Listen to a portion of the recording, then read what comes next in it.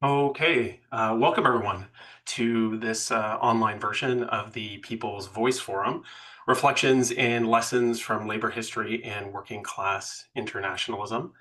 Uh, PV Forum is a community event where we highlight issues impacting working people.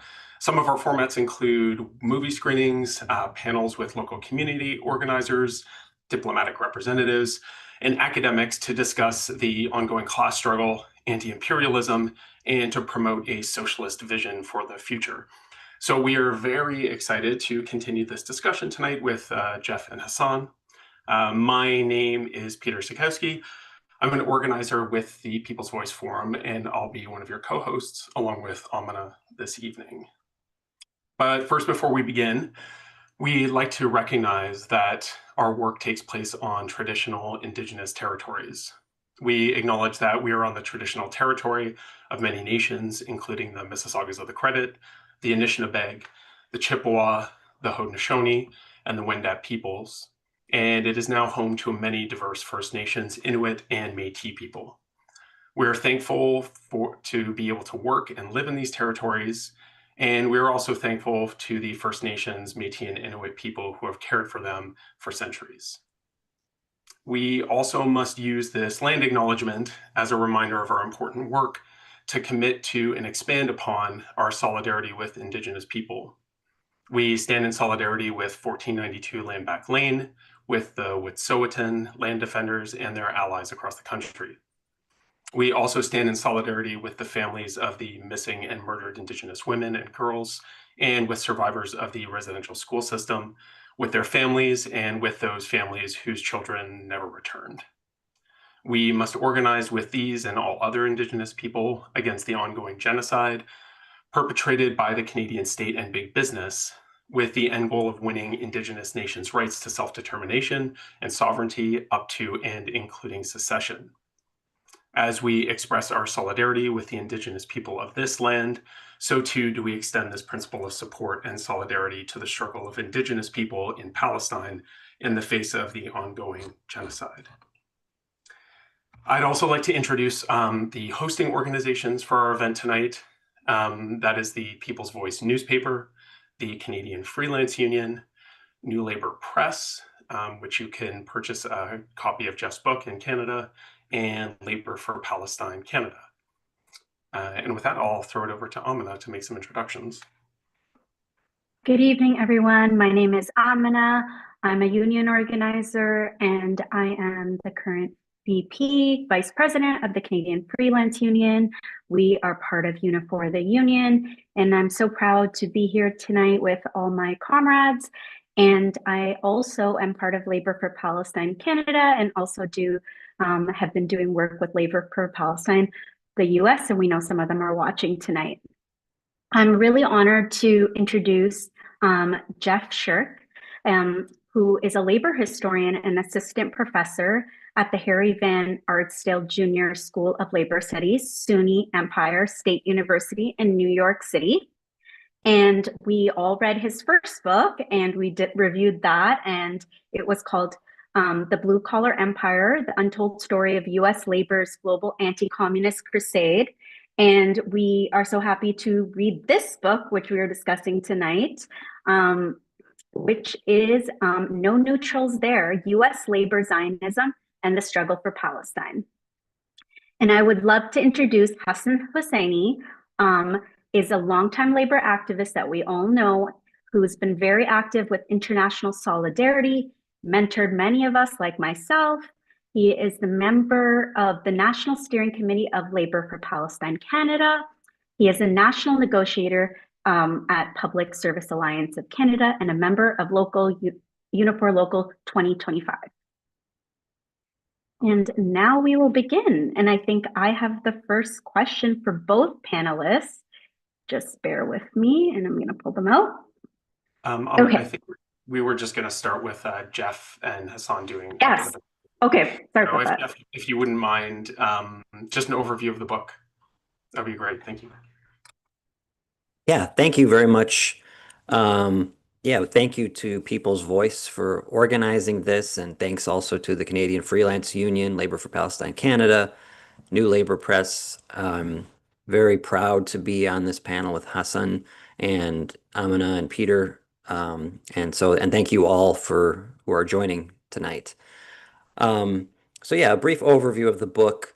Um, it's a history book, and it's a history of U.S. labor officialdom's century-long, um, continuous century-long support for Zionism and the State of Israel. Um, so it covers, it starts roughly around the year 1900 and pretty much comes up to the present or right around, October 2023. Um, the title, No Neutrals There, as I'm sure many of you are familiar, this comes from a famous labor song, Which Side Are You On? Written by Florence Reese in 1931. And there's a part of that song says it was about the Harlan County Coal War in Kentucky in the United States. And so part of the lyrics go, they say in Harlan County, there are no neutrals there. You'll either be a Union man or a thug for J.H. Blair. And J.H. Blair was, this notorious anti-union sheriff in Harlan County. So the idea of that song and kind of the idea of the book, right, is that it's something very common to folks in the labor movement and other movements around social justice and liberation, that you can't, when it comes to matters of oppression or exploitation or genocide or class struggle, you can't just be neutral and on the sidelines. And that's kind of if there's a, central message to the book, that's the message especially directed at the US labor movement, but I think it also goes pretty well for the Canadian labor movement as well. That, in the contemporary context, in the United States at least, that's where I have most of my experience, um, whenever rank and file union members or some union leaders try to speak up in solidarity with the Palestinian liberation movement, the backlash from the highest ranking labor officials usually is like, well, we can't talk about Palestine. It's too controversial. It has nothing to do with unions. It has nothing to do with collective bargaining. So we just shouldn't even talk about it and shouldn't weigh in and that kind of thing. And it's this sort of, we need to just kind of be quiet or be neutral. And what my book is trying to do is showing how it tries to show how, ridiculous and absurd that is, not only for the obvious moral reasons and political reasons, but for historical reasons, that the United States labor movement has never been silent or neutral on the question of Palestine. It's always been very much involved, but historically it's been on the wrong side. It's been on the side of Zionism, on the side of the State of Israel, and directly at the expense of the freedom and self-determination and human rights of the Palestinians. So the book starts, and a key moment in the first chapter, I would say, is 1917 during World War I. 1917 was the year that the United States entered the war, and it was very unpopular with much of the U.S. working class because they correctly saw the war as this, violent inter-imperial conflict where the ruling class was sending working class people to go do all the fighting and killing and dying for for their own profits. And in order to get the US working class to go along with the war and to ramp up industrial production for the war effort, to provide all the equipment and weapons and vehicles and ships and bombs and uniforms and rations and everything needed, to wage a modern 20th century war. The U.S. government needed to get the labor movement to support the whole war effort. And the American Federation of Labor, the AFL, the major trade union federation in the U.S., the leadership, particularly the president of the AFL at the time was Samuel Gompers, who was always very eager to demonstrate his patriotism and loyalty to the U.S. state as a way of winning legitimacy and respectability from the government and from the employers and capitalist class. So Gompers basically pledged the AFL's full support for the war and promised there would be no strikes to disrupt wartime production, etc. And part of how he tried to sell this to rank and file workers was echoing the US President Woodrow Wilson's stated reasons for why the US was entering the war, which was, not about imperialism or profits, but about, the lofty rhetoric about saving democracy and guaranteeing the rights of small nations, nationalities in Europe living under, the old crumbling empires like the Austro-Hungarian Empire and the Ottoman Empire. And that included the Jewish people in Europe. And so when we talk about the nationalist movement for Jewish people, it was Zionism and the idea of going to settle and conquer Palestine.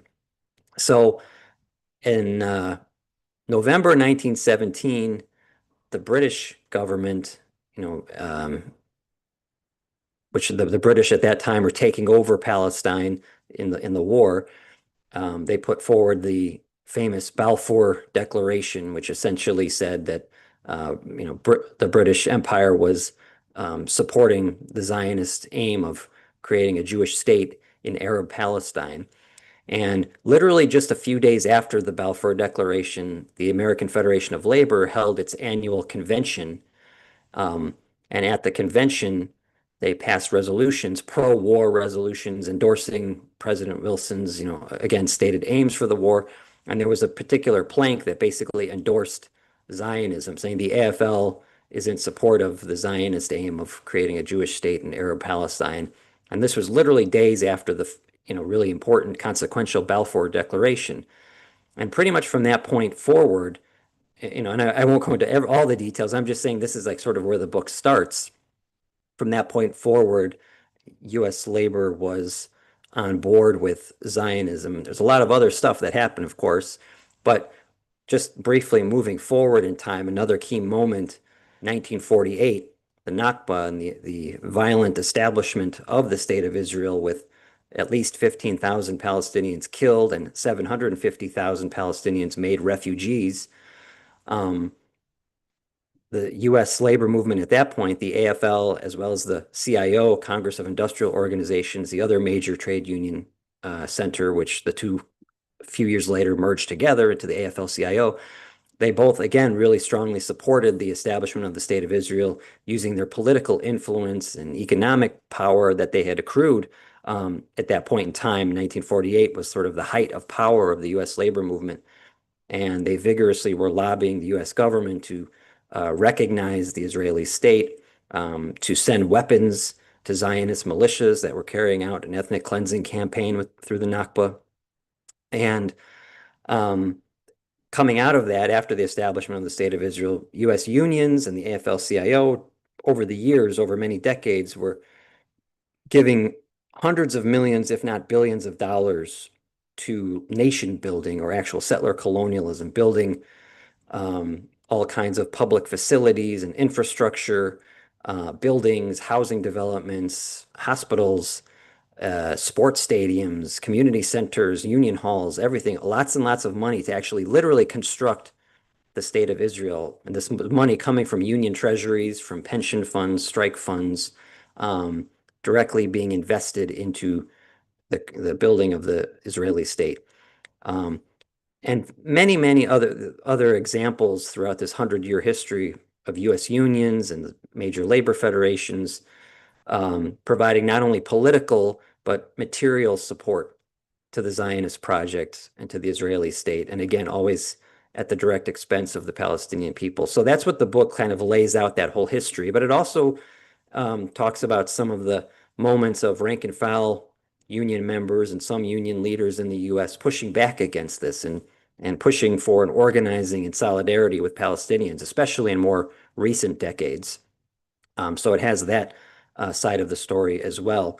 But the larger history of U.S. union support for Zionism in Israel, what I hope that does in terms of the contemporary discussions is reveal how ridiculous it is to say, oh, Palestine is not a union issue.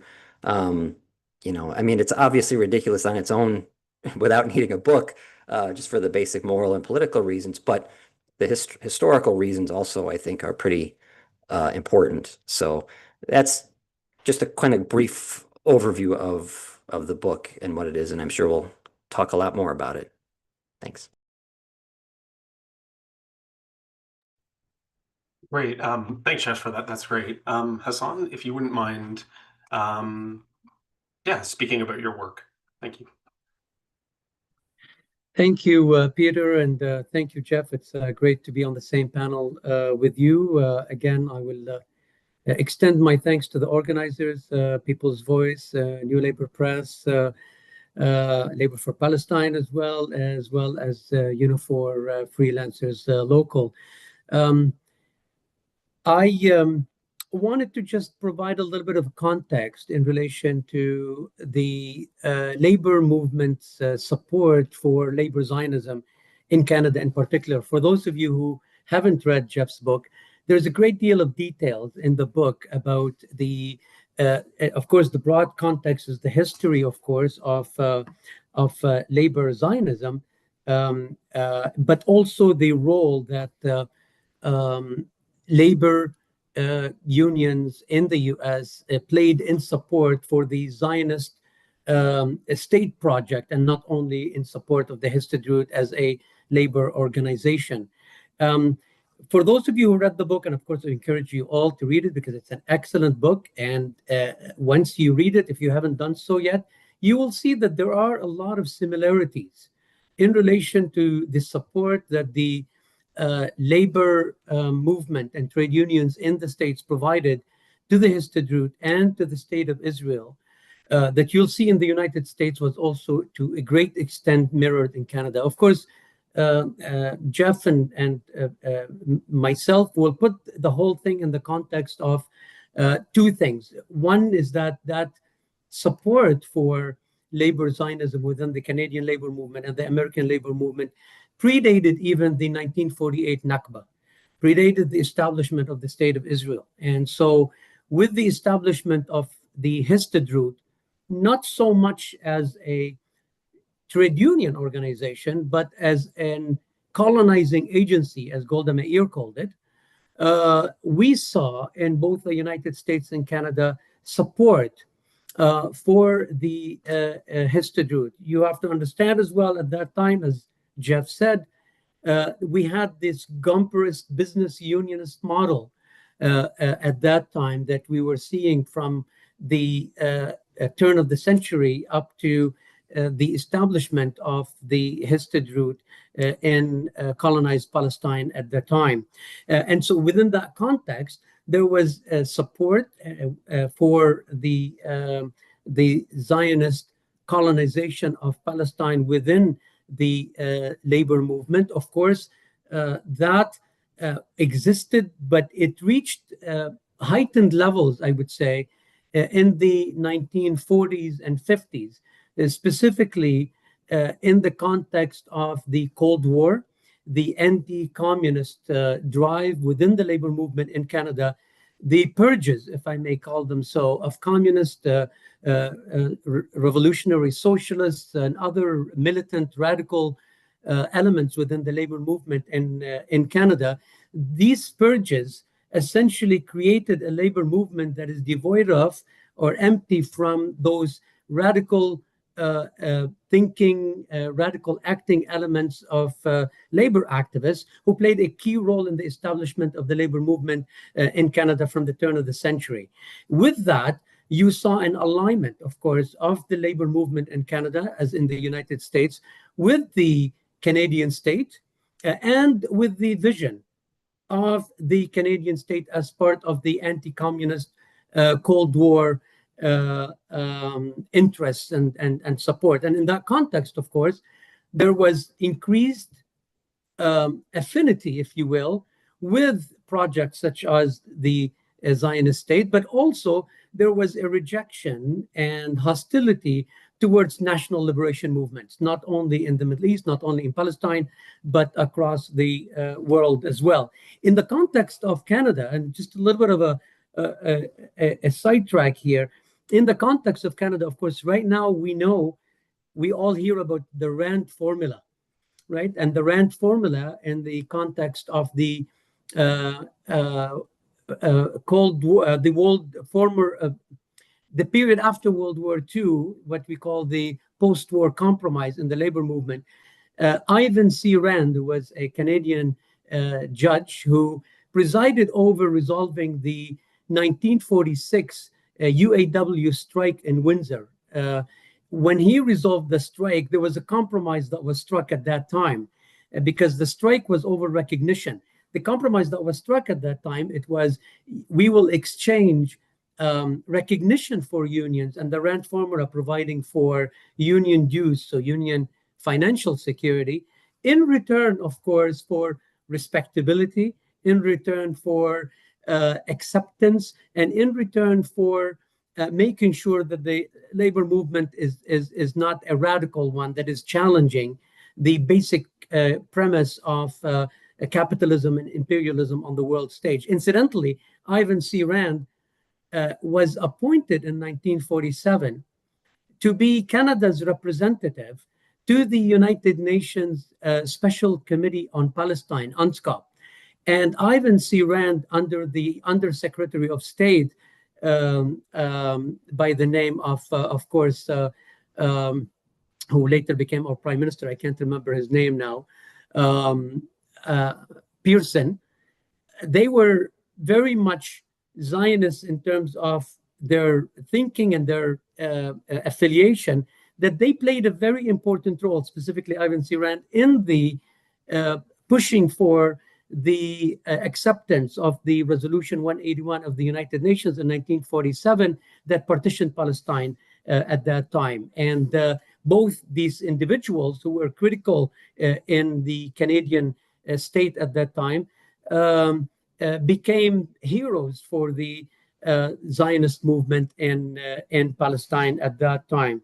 And they were so honored. So there is a little bit of a connection between the kind of labor relations regime that we ended up with in the 1940s and 50s as a result of the rent formula, which is a double-edged sword, and the role that some of these individuals played in the question of Palestine itself. So that's just an interesting historical fact.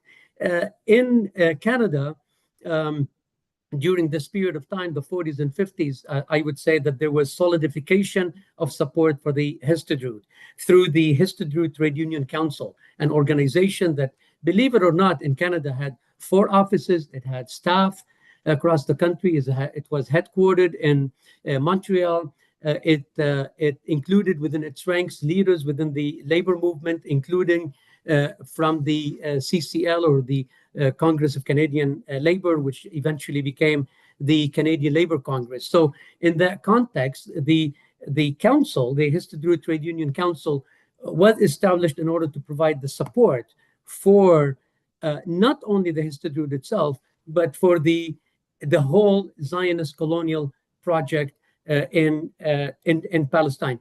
Before 1944, that work was done through the Canada-Palestine Committee. Yes, I said that right, Canada-Palestine Committee, because there was no Israel at that time. So that was the work that was done in support of the settler colonial project, and then it moved into the council.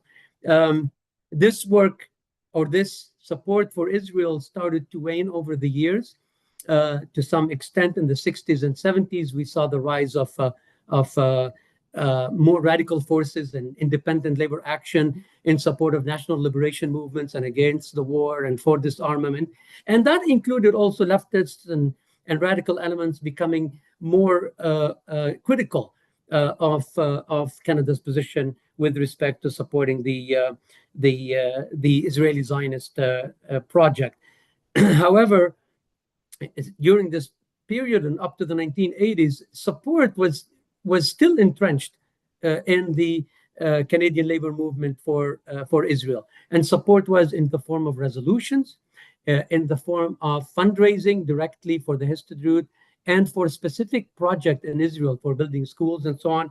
It was also in the form of educationals in Canada itself, explaining how wonderful as a workers' model Israel is, right? And the labor movement in Israel through the Histadrut played an important role for providing that fig leaf for the brutality of the occupation, for the settler colonization, and so on. This began to change even more in the 1980s and into the 1990s and up to now. And I would say two critical periods that we see this change from the entrenchment of labor Zionism support within the Canadian labor movement to now. One occurred at the beginning of 1980s, 1982, with the invasion of Lebanon, where you had more critical voices within the labor movement coming out and speaking out and taking resolutions and passing resolutions condemning the invasion and supporting the Palestinian people's right to self-determination, including recognition for the PLO. The second one, of course, was the Intifada in the late 1980s, which also saw more and more labor activists being desensitized to the question of Palestine. And fast forward to 2005 with the call for BDS from 170 Palestinian organizations, including labor unions in Palestine. That, in my opinion, really was the turning point in changing the position of a lot of people within the Canadian labor movement. And what we saw from that point on are major unions in the country accepting and passing resolutions in support of the BDS movement. And over the past 2 years, we saw that even become more so through the condemnation of the genocide by many more of the unions and leaders in Canada. We still have a very long way to go. And as folks know, and hopefully we can get to that during the questions and answers, we in Labor for Palestine have a campaign on the go right now called Hot Cargo Kills, No Labor for Genocide. And through that campaign, we hope to continue to move the labor movement in a position of not only having policy resolutions on the books in support of Palestinian liberation and calling for the boycott, divestment, and sanctions of Israel, but also moving into implementation. And that is our biggest challenge going forward.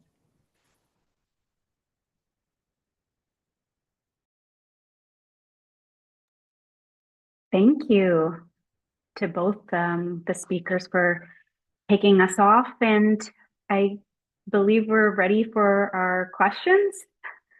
Peter? Okay, perfect. So I'll start us off with the first question. I'll try not to be too wordy, but I was thinking about this. So, both Jeff's books sort of lay the history and like shifts in the labor movement. And I think one of the points that really major shifts that I saw in both books is after World War II or during World War II, President Roosevelt, essentially made a deal between labor officialdom and with the AFL-CIO. And really within those years, we see the increase of like purging, as we discussed, of radicals and communists. And you refer to this as a non-radical trade unionism, substituting class struggle and proletariat revolution, and how the AFL-CIO was very aligned with labor Zionism. And many of these radical locals that were purged over these years were known for organizing across racial lines. They were militant, they were anti-war, and they were vehemently anti-imperialist. And then soon thereafter, with the Cold War, we see again that the labor movement, starts working on behalf of the state and working on behalf of the government in terms of the Cold War and internationally being involved in that. And yet we still see that wages and living conditions would generally be good for the ordinary American. So was this part of labor support for Zionism? Were some of these gains for the American worker because of Zionism? Secondly, with everything that's happening now, with Canada and the US and the rise of fascism in both of our countries, just looking different, and really the decline of workers' rights and worker power, and maybe even the labor power. Could we see new opportunities emerging in terms of class struggle unionism and internationalism? And I'll give it to Jeff first. Okay, thank you. Yeah, the anti-communism, anti-radicalism is such a huge part of this story. The story of the U.S. labor movement's sort of rise and fall in the 20th century, and it is directly tied to this history of U.S. labor support for labor Zionism. Um, yeah, as you were saying, Amina, and as Hassan was talking about in the Canadian context, the post-World War II period. Um, Much of the labor movement kind of surrendered class struggle and the idea of struggle on the shop floor in favor of reliance on the state and hoping that for high-ranking union officials, like trying to get a seat at the table in economic planning alongside government officials and corporate executives, and hoping that this could be like class collaboration in the name of national prosperity and things like that. And that meant basically going along with the Cold War, going along with US imperialism, and at the same time expelling radicals, communists from the ranks of the labor movement, the very same people who had been largely responsible for the success and the growth of the labor movement in the previous years. And so this created a very different kind of labor movement that was ultimately, I think, weaker. And the part about where labor Zionism and support for Israel kind of comes into it is, it's for one thing, support for Israel has been and continues to be a key pillar of U.S. empire, with Israel seen as a, critical bulwark for Western power in the Middle East. During the Cold War, it was especially about staving off Soviet influence in the Middle East, because the surrounding Arab states received economic and military aid from the Soviet Union. And so the US government thought, well, we have to prop up Israel to, keep the Soviets out of the Middle East. And then since the Cold War, it's basically the same argument, only instead of the Soviet Union or communism being seen as the enemy, it's like Islamic revolutionary movements like Iran or secular governments and enemies of the U.S. like Saddam Hussein or Assad. Again, the idea of Israel having such a strong military to kind of dominate the region or keep things in check in support of U.S. and Western imperial power. And but another part of it, besides so sorry, I should say the fact that the AFL-CIO of top officials were fully invested in the Cold War and U.S. imperialism, which is really the subject of my first book, and working hand in hand with the State Department and the CIA all around the world to make sure that left-wing governments and leftist trade unions would not have any influence. So in that sense, like supporting Israel was just kind of part of that larger project of supporting U.S. empire. But in a more specific way, supporting labor Zionism was part of the sort of Cold War Hearts and Minds campaign for the AFL-CIO, looking at other workers' movements, other working class people in the global South, or what was, then commonly called the Third World, like not the Soviet world or the Western U.S. world, but the sort of newly independent states of Africa and Asia, and other parts of the world, not wanting the workers of those regions to look towards the Soviet Union or look towards China or look towards any kind of communist or socialist state as an example to follow for, rapid economic development, but instead they wanted those countries of the global South to look more to the U.S. and to capitalist economic development. And Israel, they kind of held up as a great model because of how technically Israel was like this newly independent state in the Middle East. Of course, it was a settler colonial state, making it quite different from the newly independent states of like sub-Saharan Africa, for example. But they would sort of compare, as they say, to the countries of Africa. Oh, you just achieved independence, so did Israel. So you're basically kind of the same. And look at all the great things Israel is doing through labor Zionism, because in its early, not so much now, but in the first few decades of its existence, the state of Israel really did have a labor-centered economy. But the catch is that it was a racist labor-centered economy only for Jewish Israelis, only prioritizing in their economic needs, and completely always at the expense of indigenous Palestinians, including Palestinian citizens of Israel. So, but the AFL-CIO, U.S. labor leaders basically just completely glossed over that part and just erased Palestinians from the whole discussion, and would repeatedly talk about how the Histadrut, the major, that Hassan was talking about, the major labor Zionist institution that we often talk about as a trade union federation, but really, as Hassan said, an instrument of colonialism. They would hold up, the U.S. labor leaders would hold up the Histadrut as this great example of a so-called labor federation having a lot of influence and not only representing workers through collective bargaining, but also providing them with health care, with education and training and housing and and social welfare. And Israel's economy grew pretty quickly, and it was like I say again, for at least for Jewish Israelis, it was a very pro-labor kind of economy. So the U.S. labor movement would hold this up as an example to workers' movements in the rest of the global South and say you should try to emulate Israel and their kind of model, rather than looking towards any state socialist or socialist countries.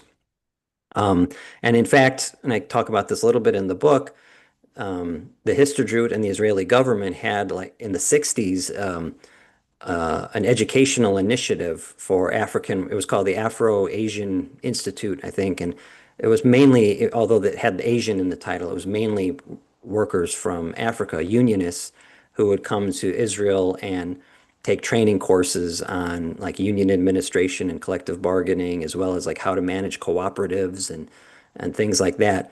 And it was all, it was all very much a Cold War project. It was an ideological kind of thing to like win the support of African unions to the West. And the AFL-CIO funded this school, gave them hundreds of thousands of dollars over the years. So that's part of where the Cold War also fits into this story.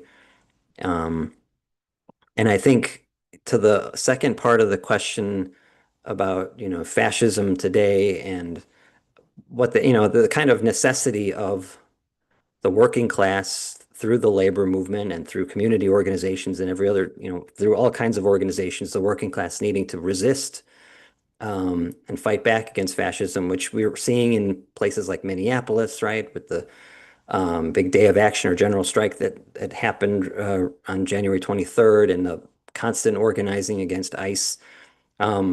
Yeah, I mean, it is kind of maybe hopefully the silver lining to all the horrible, terrifying things happening is that it opens up a window for a return of more class conscious and radical militant kinds of organizing strategies, tactics in the labor movement. It's not going to happen on its own, obviously, right? And it's especially with what we're talking about, the major established U.S. unions and the AFL-CIO and their top leaders. I mean, some of them are rather progressive, and they're talking about general strikes and fighting back against ICE. But it's ultimately going to be coming more from the rank and file, kind of pushing, and local unions kind of pushing the way forward. And I'm sure it's the same in Canada, but that's the best. I mean, I'm just a historian, so that's the best answer I can give about contemporary affairs. Hassan, do you want to thank you for that answer? And Hassan, we'll give you some time and then we'll go to Peter.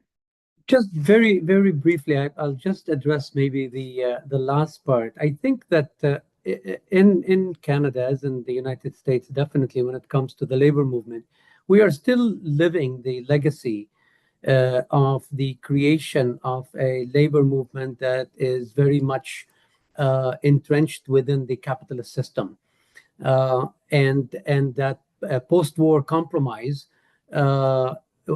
needs to be broken fully, and I don't think we've done so yet in many respects. And so, in my opinion, there is a very intimate relationship between an analysis and the struggle um, at home against the rising fascism and, of course, the austerity agenda and the neoliberal capitalist system that we are witnessing, that is really taking a toll on working people and the working class generally. And the analysis and the understanding that this is part and parcel of a broader capitalist imperialist system. And so building those solidarities between our struggle at home and our struggle internationally is critical. And I often reflect and we have discussions about why isn't the labor movement in the United States or Canada more advanced in terms of its position in support of national liberation struggle, including Palestine, but not only Palestine? Why is their position on Venezuela, what is happening there, is so timid sometimes, right? Although they've made statements, but they don't go far enough. I think all of this because I don't think that there is any longer. Of course, I'm making generalization here. Unions are not all the same. Some are better, but we are increasingly living and continue to be living and working under a labor relations regime that has put us in a legal straitjacket when it comes to strikes, when it comes to independent actions, and so on. So, in order to become better labor internationalists, we need to break the model of business unionism that is still dominant within the Canadian labor movement and the American labor movement as well. And it's only then when we can fight internally, locally, at the national level, the class struggle at home, but also be able to be in concrete forms of solidarity with our comrades, sisters, and brothers, siblings internationally, and really truly support national liberation struggles such as the Palestinian people's struggle. Thanks so much, Hassan. Jeff, I wanted to ask you, so we've just been talking about sort of this dichotomy between class struggle and its necessity in order to tackle creeping fascism in the US. And so I have like kind of a similar thing, but within the Zionist movement. So, you start your book at the end of the 19th century, which makes sense because it's the time where pogroms against Jews are becoming more widespread. People like Theodor Herzl are publishing about Zionism.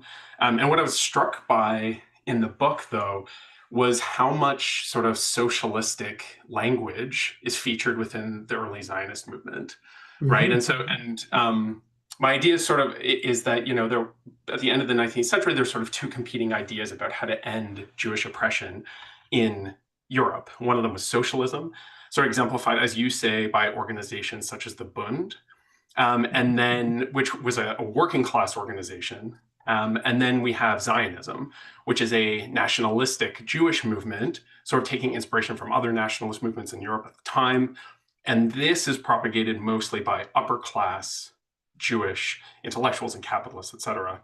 And I think it's just like a sort of a piece of trivia that Theodor Herzl's Jewish State was actually originally titled An Address to the Rothschilds. There's sort of like places where Zionism is sort of sitting within the class movement.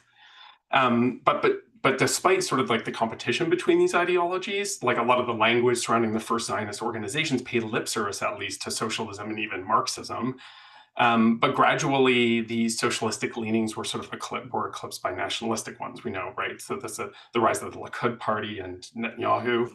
And so I wondered if you could speak a little bit to what you thought the main contradiction is between that prevented socialism and nationalism from being able to coexist under the Zionist project. despite labor Zionism actively trying to reconcile the two of them. Yeah, so I would say, thank you for the question. I would say that we talk about Theodore Herzl and the origins of the Zionist organization. It was founded in 1897. That really was, a middle and upper class movement, whereas you had the Jewish Labor Bund, as you said, was a working class movement, and the two were and a socialist movement, and the two were separate and at odds with each other.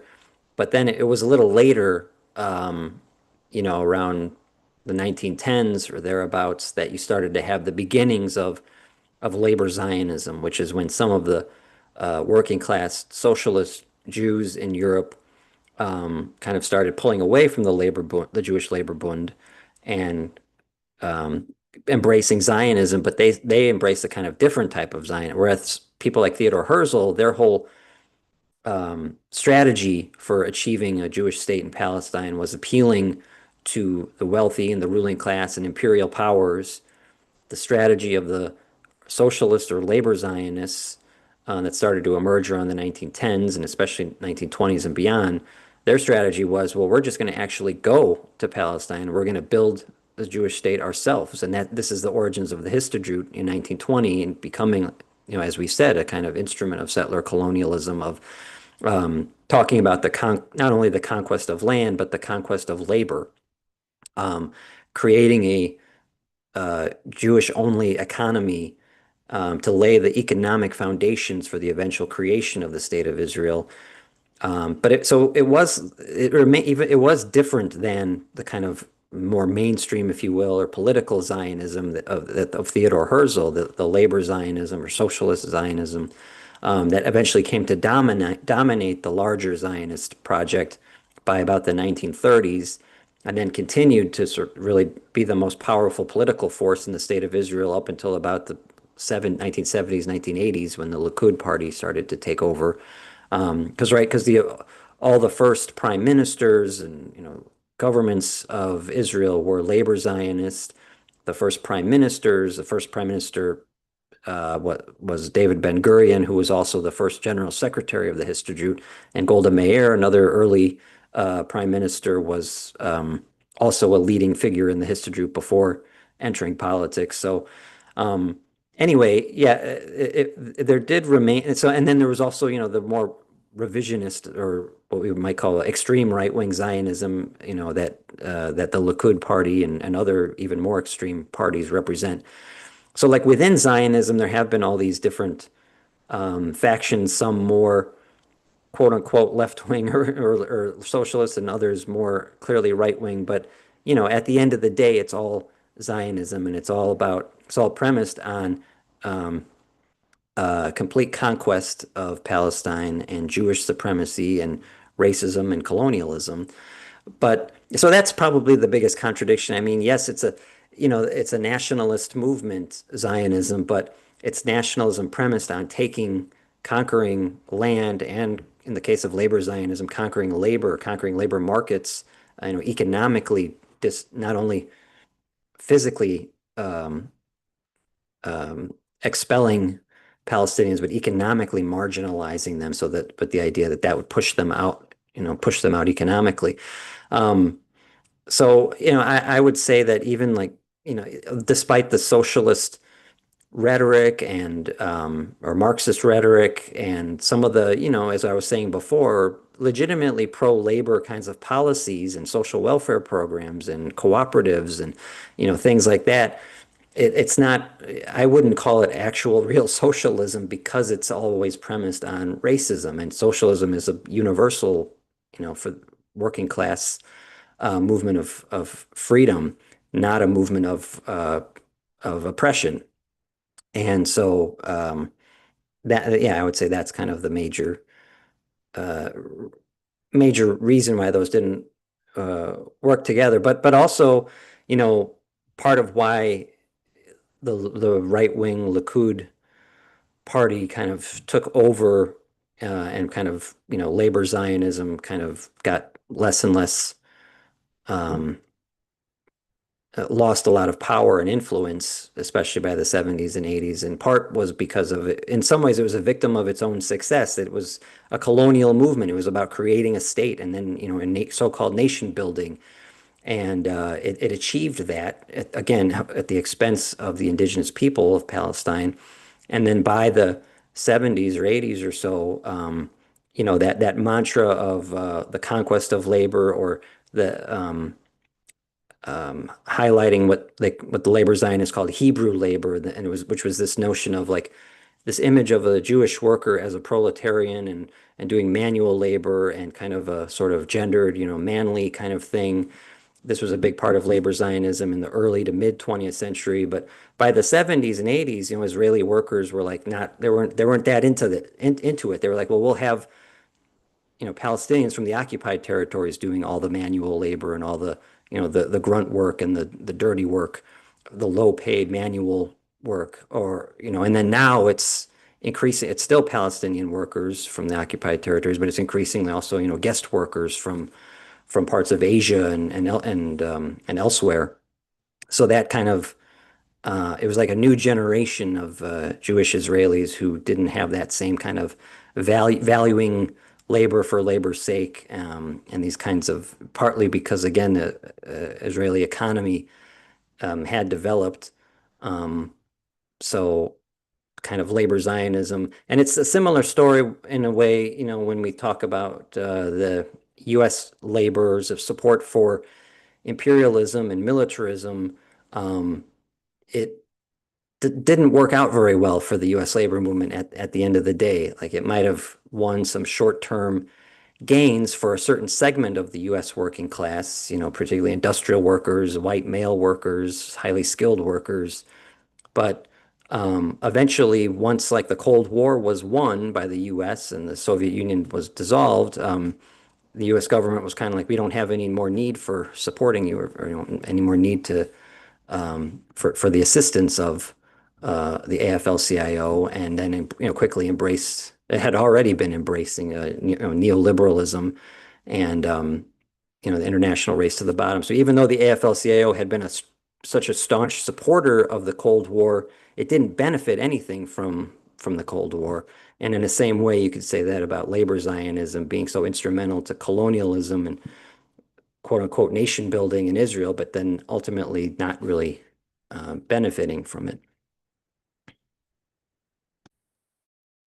Thank you. That's super interesting. I wanted to sort of go back to Hassan, and we talked about a variety of the factors entrenching labor support for Zionism. So some of the things that Jeff just mentioned, but also like class collaboration incentives, financial relationships and support, and so this is labor support in the U.S. and North America, individual relationships between leaders, also membership support for Zionism, and so I wanted to see about coming back a little bit to the modern day. So from your perspective, what are the most prominent factors in, like, if there's continuing support for Zionism and labor, what are the most prominent factors in Canada now, and how are Labor for Palestine looking to tackle them? That is an excellent question. If I may, though, just want to go back to the question you asked Jeff earlier with respect to socialist Zionism and the rhetoric that was used by the Zionist movement at the time of the Zionist project for statehood, culminating in the 1948 Nakba.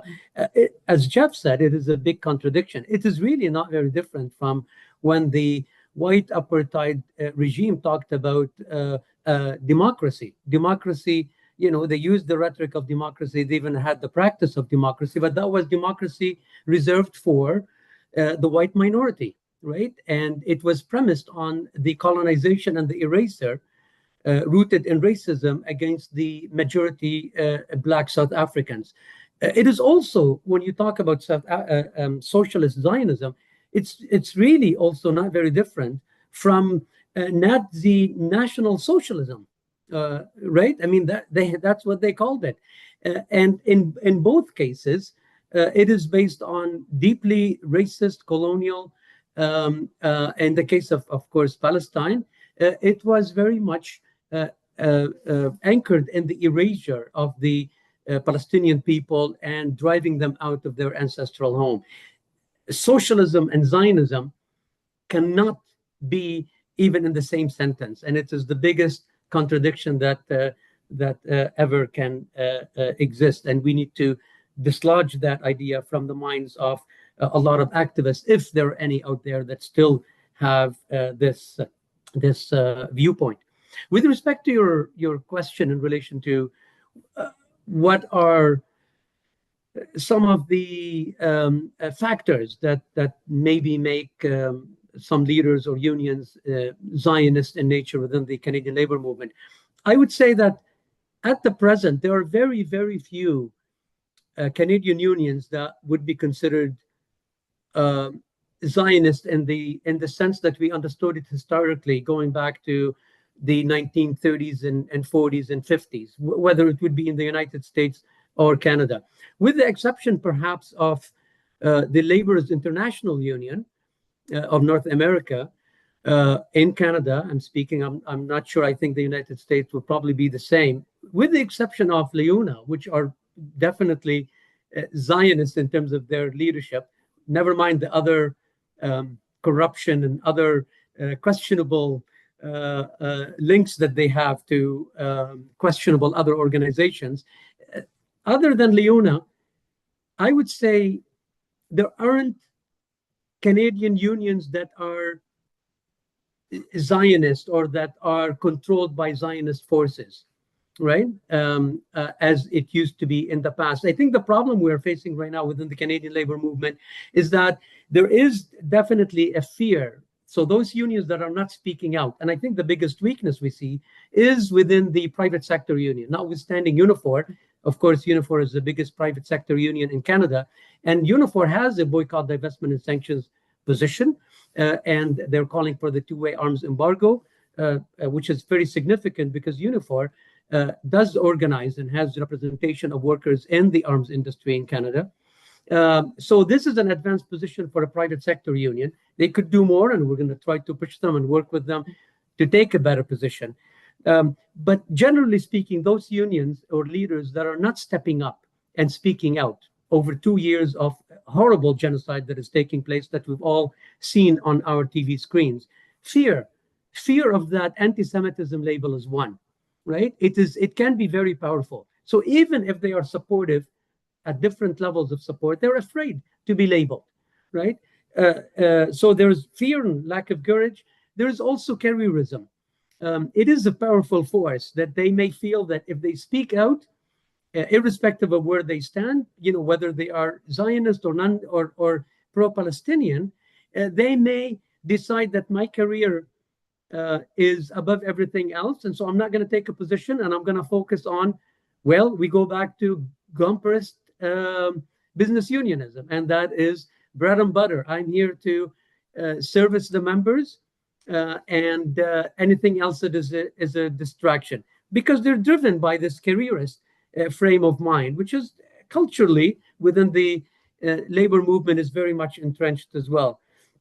And there's also a lack of a political program for the labor movement that ought to be entrenched in working class politics and real anti-imperialist labor internationalism, right? That is absent, and because of that, you'll see some labor leaders or some labor organizations are uninterested, or they seem to be uninterested, or don't care, or don't take positions in support of Palestinian liberation struggle and Palestinian workers and people's basic human rights, right? So these are, in my opinion, the key elements that prevent a lot of unions in Canada from taking that extra step and advocating for Palestine and Palestinian liberation. And from our perspective, I think the two challenges we're facing in Labor for Palestine, one is to make sure that these unions do take a principled, moral, political position,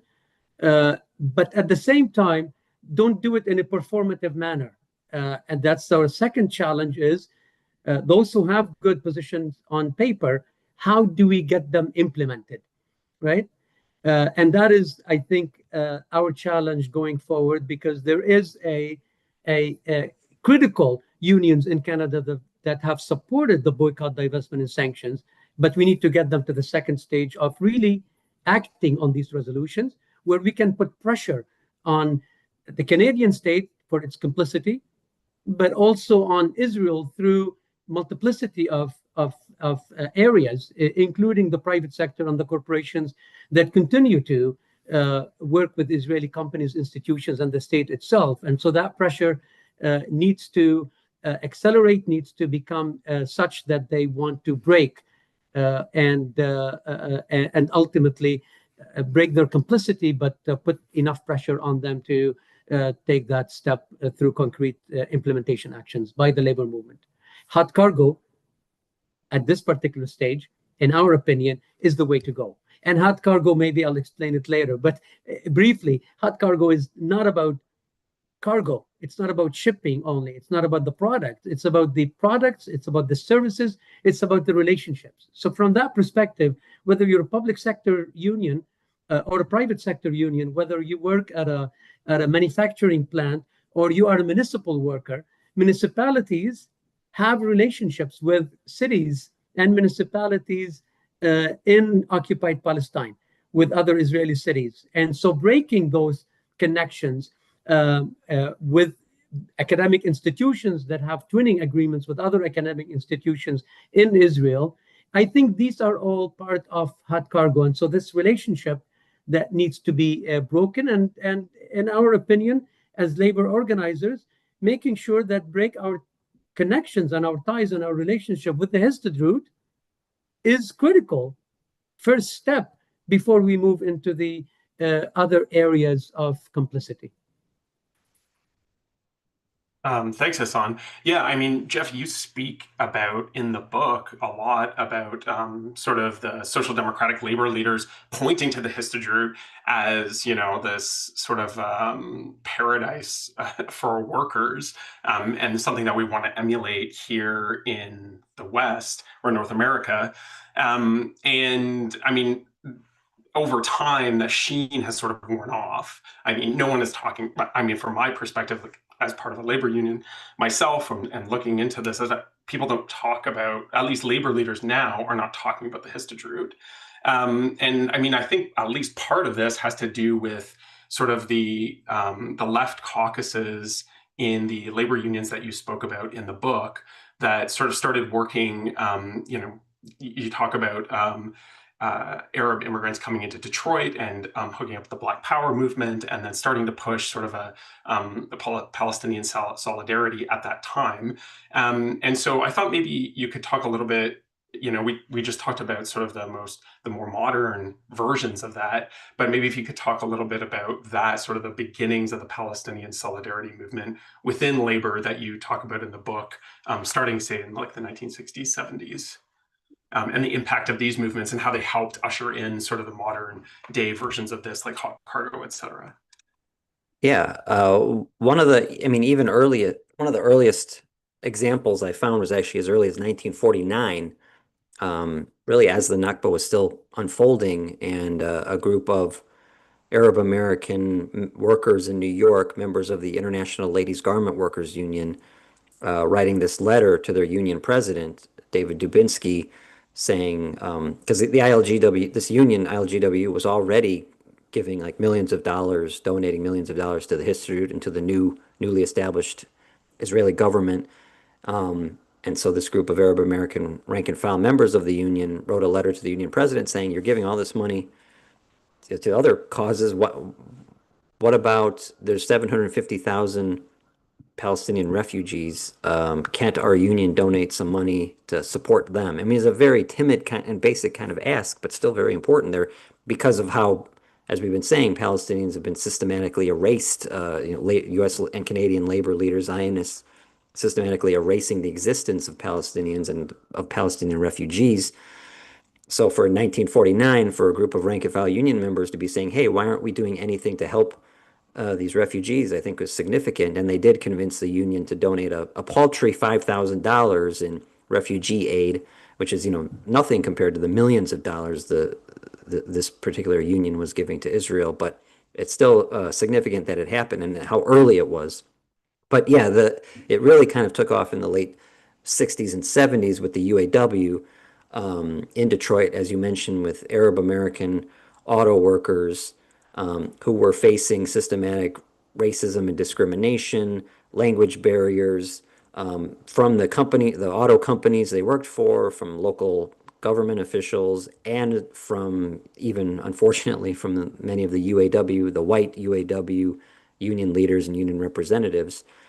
And this was similar to what was happening to many of the rank and file black auto workers who in the late 60s formed the League of Revolutionary Black Workers and these different revolutionary caucuses within the auto plants starting around 1967, I think, 68, and staging these black workers staging wildcat strikes to protest not only the discrimination and exploitation they were facing from the auto companies, but also from the union leadership, and running in union elections and articulating a radical, black liberation and Marxist-Leninist political ideology, and connecting all of that to their day-to-day work on the shop floor.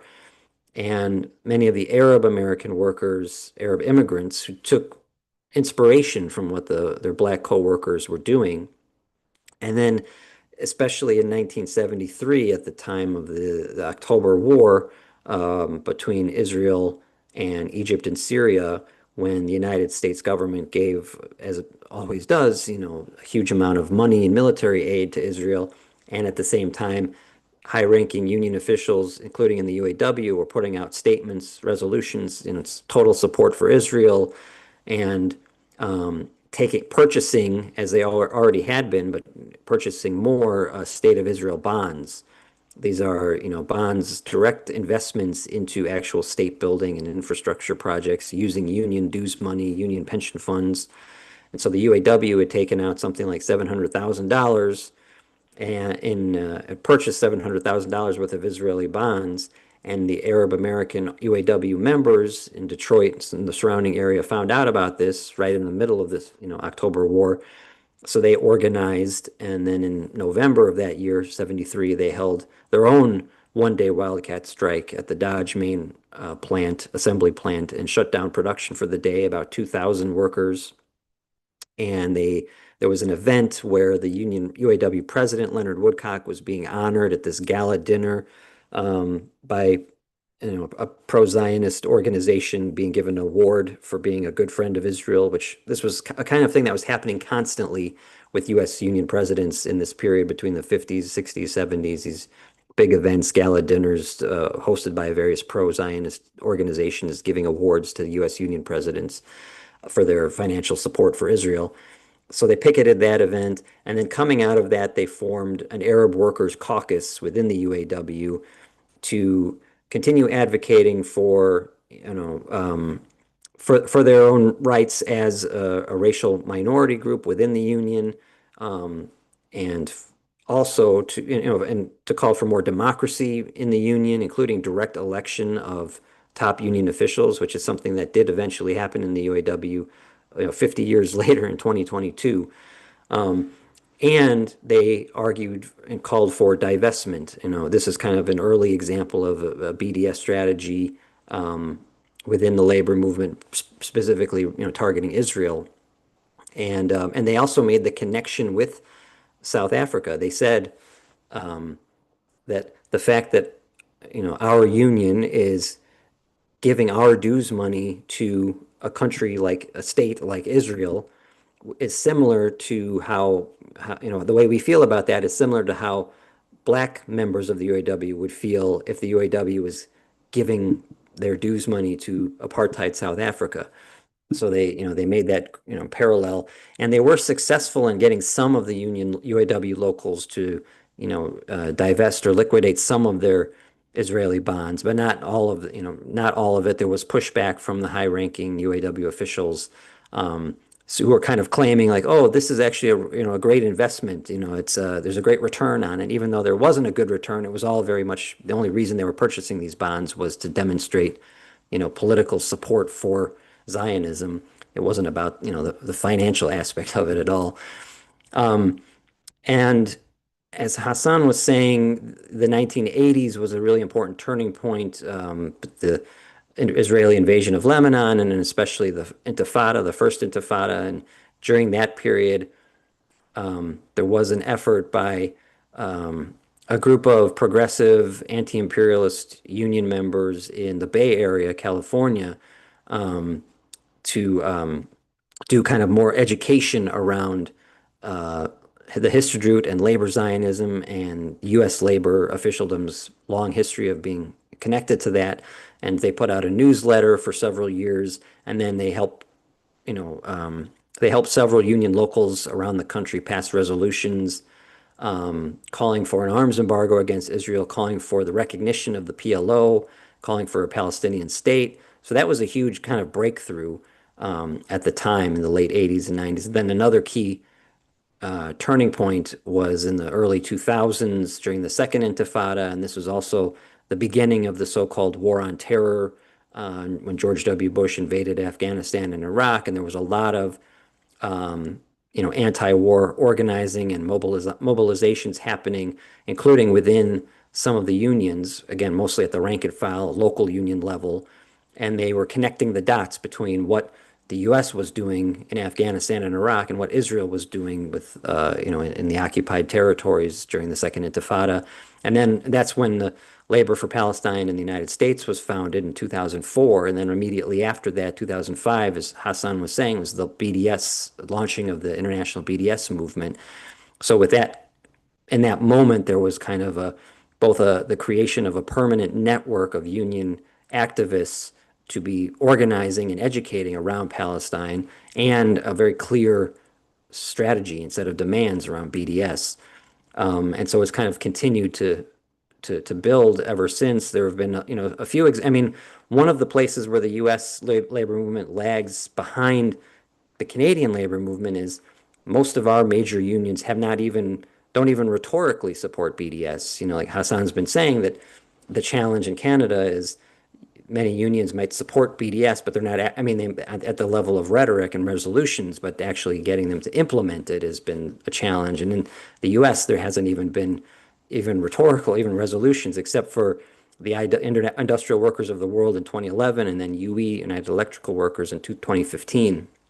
And some in the 2010s, and since then, some like graduate student unions within the UAW were democratically passing BDS resolutions only for the high, the UAW top leadership to come in and, quote unquote, nullify those votes and say you can't do that because, again, they're, like Hassan was saying, it's not so much because they're still entrenched in labor Zionism so much, but more a kind of fear of being labeled anti-Semitic, a fear of any kind of risk-taking, still being wedded to that sort of business union class collaborationist model and not wanting to alienate their friends in Washington, U.S. government officials.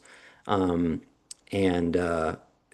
that's kind of the challenge now. But anyway, there's been this long history of pro-Palestine organizing within some of the unions. It's only been growing and growing, while the support for Zionism within the unions has been, declining. So that's hopefully that trend continues, and hopefully it actually, translates into real action and a real break with this history. Thanks, Jeff. And I wanted to Hassan you to talk about that as well. But just a comment before that to sort of set the stage too is that, Jeff, you were saying that there's a fear here within sort of our labor leaders of losing. And that's kind of what we see, that it seems like we're constantly under siege and just garrisoning and trying to protect what we have. But in Canada, at least, we're seeing the Liberal government use Section 107 to break strikes, right? For Cup W and with the Air Canada strike. And it doesn't really seem like the class collaborationist model is really leading to any gains any longer at all. I mean, we know that this has been true for a long time, but this is it's just very explicit at this point. And so maybe Hassan, if you, with that sort of like in the background, maybe speak about like moving forward with trying to figure out how we push unions now to actually implement the hard cargo resolutions in reality. Yeah, no, that's a good point. And we always make the case that there is a correlation between, class struggle politics within the labor movement and international solidarity that is rooted in anti-imperialism. The two cannot be separated. That's why we're seeing many of Labor for Palestine activists engaging within the labor movement at the class struggle level, but also in relation to Palestine solidarity. With respect to the hot cargo campaign specifically, we are encouraged by a number of signs going forward. Of course, the main aim for us right now is to take the resolutions for a declaration of hot cargo to the convention of the Canadian Labour Congress in May in Winnipeg in a couple of months. We're encouraged by the fact that in the last few weeks of 2025, four labor federations, including one of the biggest, Ontario Labor Federation, at its convention in December of 2025, passed a hot cargo resolution declaring hot cargo on Israeli products, services, and relationships, calling for breaking ties with the Histadrut, and of course making a commitment to the two-way arms embargo and asking the CLC to do likewise. So this is significant because this was passed by the OFL Federation, the Nova Scotia Federation, Newfoundland and Labrador Federation, and a version of it at the New Brunswick Federation. So all of these, of course, are going to come to the CLC convention in May. We are also in the midst. We have one more week left before locals and labor councils and the national unions can submit resolutions to the CLC. And we're encouraged by the fact that many are stepping forward. We don't know how many we're going to end up with, but the more, the better. So if there are any in the audience, anybody who is connected to a labor council or a local, please make sure that is affiliated, of course, to the CLC. Make sure they put forward this resolution. I could also let folks know that we in Labor for Palestine National Steering Committee had a meeting a couple of weeks back with the president of the Canadian Labour Congress, specifically to discuss how to get them to support hot cargo declaration. Hot cargo, of course, is something that the labor movement in Canada has declared in the past in the context of the Argentinian military dictatorship, in the context of the war in Iraq, in the context of the Indonesian occupation of East Timor. So there are a lot of examples where the labor movement stepped up, sometimes reluctantly, sometimes they came in kicking and screaming, but they took these positions. And we want them to do likewise. And so it was a good, productive meeting. It was not hostile. They're expecting us at the convention. They know we're coming, and we're engaging them in, as much as I don't like the word dialogue because it's very liberal, we're engaging them in discussion, shall we say, and make sure that we can get their support when it comes to the convention. But let me repeat, that as important as it is to pass a hot cargo declaration at the convention, putting it into practice will be the second challenge. But we are building our ranks. We have a network across the country through chapters in cities and caucuses across the country in a lot of the major unions. And we will be moving into a day of action in May and the convention as well.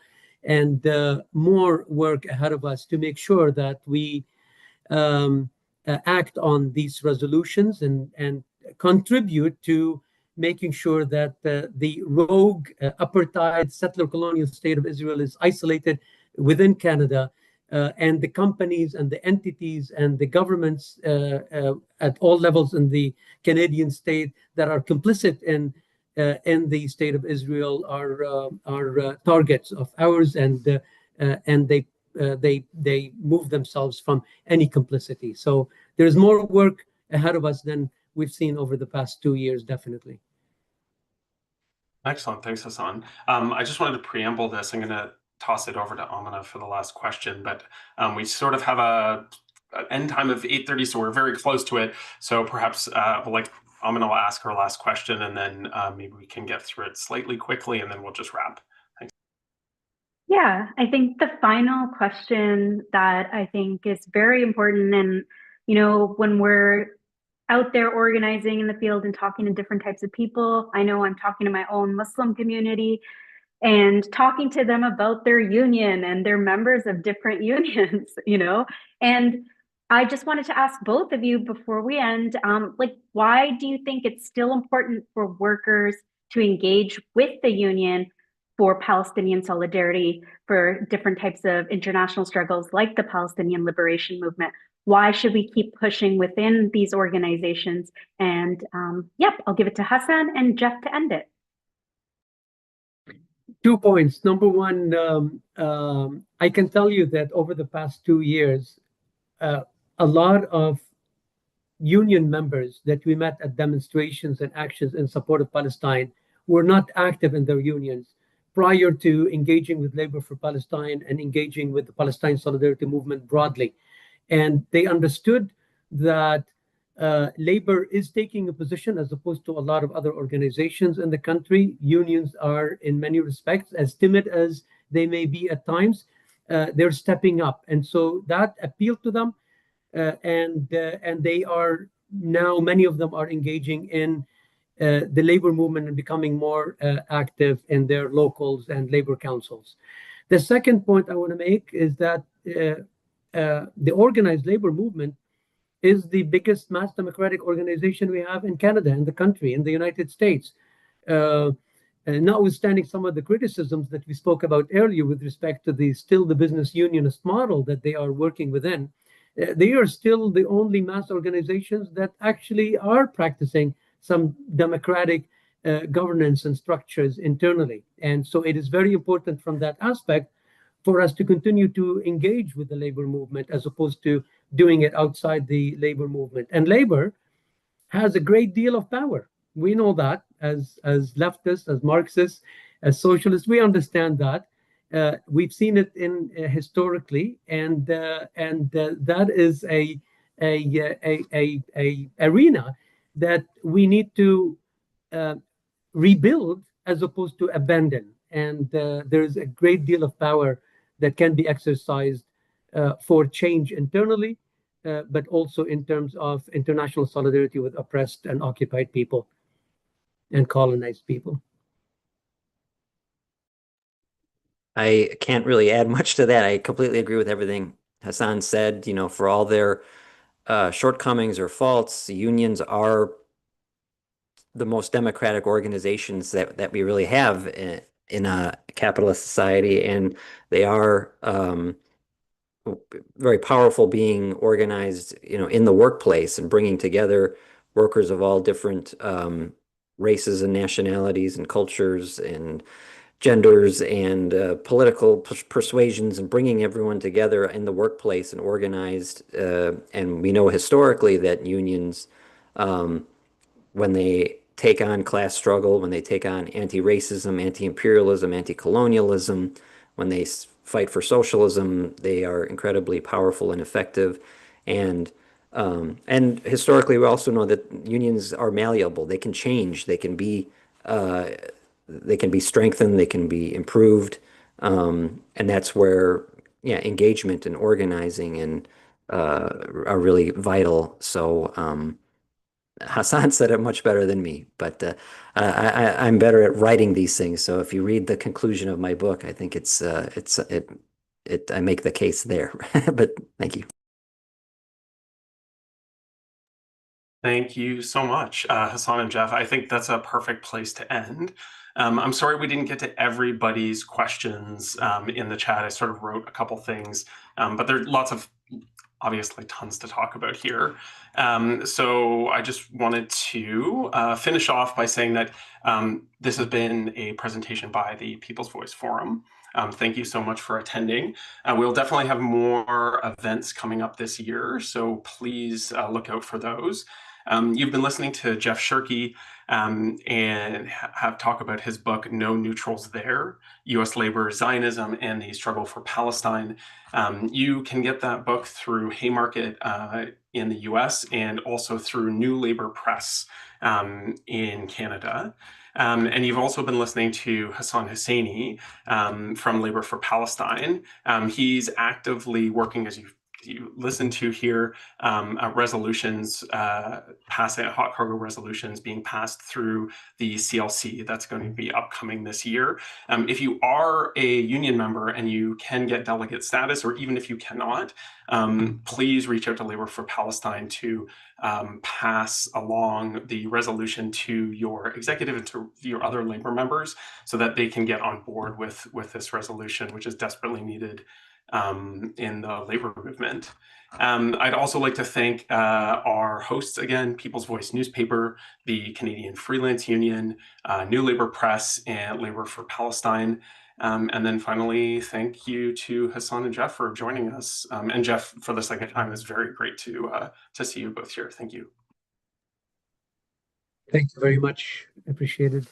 Yeah, thank you so much.